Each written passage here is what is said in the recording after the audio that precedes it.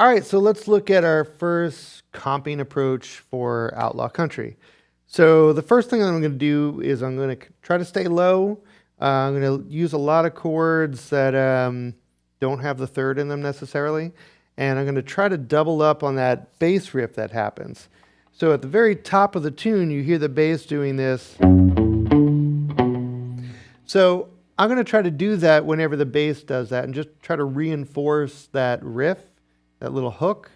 So I'm starting by doing that right into a B power chord. And then I'm going to be using my fingers to grab chords rather than strum them. A, E, and that A should look familiar to you, but maybe that E doesn't. And that's just kind of a bigger power chord. Basically, I've taken this G sharp and I've replaced it with a fifth. Nice big open E without being up here. So A, E, B. Okay, so I'm repeating that each time. What I may do is I may add some variations to kind of break this up a little bit. So I may use some triad inversions rather than all open fifth chords. At one point, I'm going to go up to an A triad with the fifth in the bass there, because that fifth is a common tone to the root of E. And it's just going to add something a little bit different. So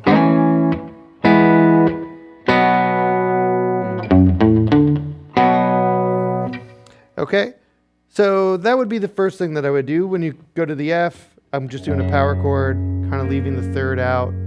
I just want a big open sound, leave a lot of space. And that's important to me when I play this style of music, is making sure that there's enough space. I don't want things to sound too busy or too full. Okay, let's look at our second rhythm approach. And this is going to actually work well with the first one we just went over. So for the second one, I'm going to kick on a little bit of phase here. And this is an effect that's, commonly used with this style.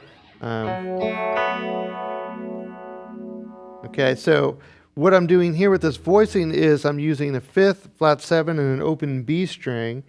And I'm just trying to do like a light arpeggiation. I'm not really sticking too much to a set pattern.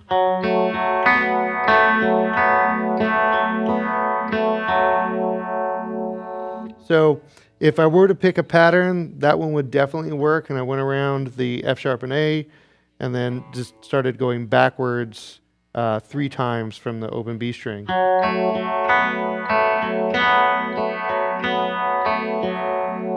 That would be a great pattern to use, but you can make up your own. For the A and the E chord, I'm moving up here, and I want to keep that open B string, so I'm just doing the root and third of the A, the third and the fifth of the A, and I'm not really concerned that this is the same note fretted as it is open.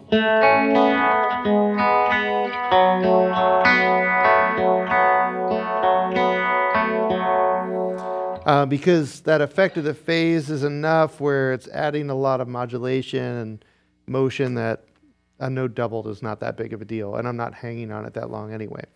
So I'll repeat that 3 times, and on the third time, I'm